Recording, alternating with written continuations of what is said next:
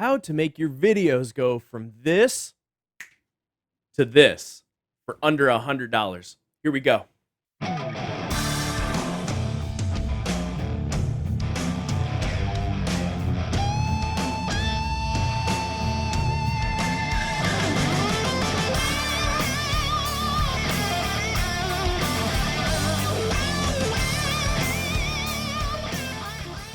Hey everybody, I'm the Derek Frank. If you haven't done so already, make sure you hit that subscribe and like button, leave a comment, help out those YouTube algorithms, and also check out my video links below that I have stuff from my Amazon page, from Lesson Squad, where I recommend gear and equipment that I use.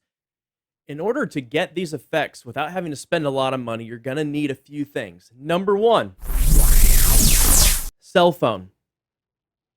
Number two, something to hold said cell phone.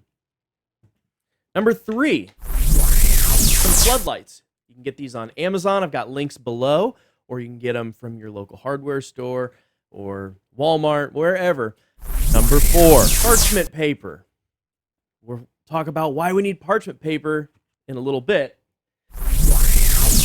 And then we're going to talk about the spacing you need to make your videos look right, how to use lighting, and just how to set up your camera and for doing it well under $100. So let's jump right in and talk about these items and how they work to make your video like this. So your phone is going to act as your webcam.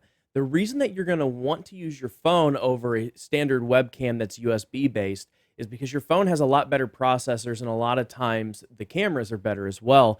So if you use an app like IV Cam, you can pay a small fee and have really great quality that you can adjust all the brightness, contrast, hue, saturation, everything you're going to need. Also, you can plug it directly from your phone into your computer, whether it's a Mac or a PC, and use this software. Being able to do that and have it set up as a webcam, not only can you record your videos on things like OBS, which is what I'm using, you can also use it for live meetings and make your presence in the live meeting look a lot better as well. The next thing you're going to need is something to hold the phone. I like things like this, that you can move the legs, that you can kind of wrap them around something if you need to, and they're going to come with a clip that'll hook your cell phone in. You want to make sure that your phone is secure and in a good place, usually a few feet away from your face, and using the back-facing camera on there, not the front-facing, even though you can see yourself on that one. You want to use the back-facing camera because it's better. The other nice function with these is that you can kind of do a little bit of height adjustment. So I'll have a link below so you can find something like that on Amazon. Next up are floodlights. I got these LED floodlights at Lowe's for, I think, around like $15 to $20 a piece. And then what I did was I took parchment paper and I folded it up and made it so it's diffusing the light. So here's what it looks like with the parchment paper on there already. And I'm going to show you how easy it is to do this. You just get your piece of parchment paper, and then you fold it up to the size of the light or a little bit bigger. And then you take that piece, put it over the light, and that's going to diffuse it. I just used some duct tape to tape that down. You can even go a step further and buy colored gels on Amazon. You can get any color available. A lot of times they come in a pack with several colors. So if you need to change the natural hue, you can do that. This also works great for the backlighting. So the backlights that I have here are actually purple colored gels. That color adds a lot more depth, and it just looks better than just a plain wall. While we're talking about walls, this is one of the most important steps. Make sure when you're placing yourself in the room that you're far enough away from the back wall. If you're too close to the back wall, it's going to look like you're in like a prison scene and there's no depth in the shot.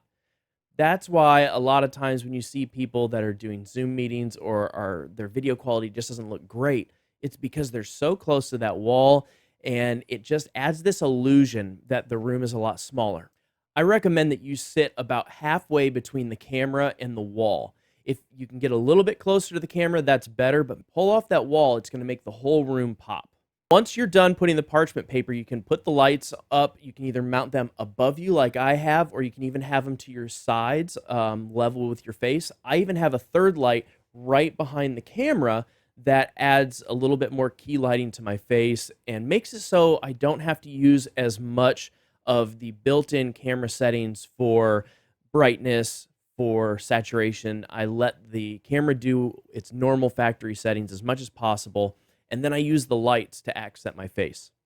The final step is when you get ready to record, whether you're recording on the software that came with your camera function from your cell phone, or if you're doing something like OBS, which is a free software, that's also what I'm using right now. Make sure that when you record, you have the highest video settings possible.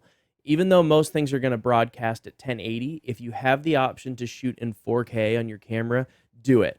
1080 is fine, but also try to make sure you get up to like 30 or 60 FPS if possible. Then all you have to do is hit record and edit if you want.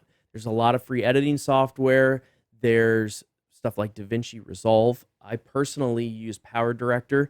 I think it's a great software. It's very inexpensive for the year and comes with a lot of extra add-ons. That's what I'm using for this.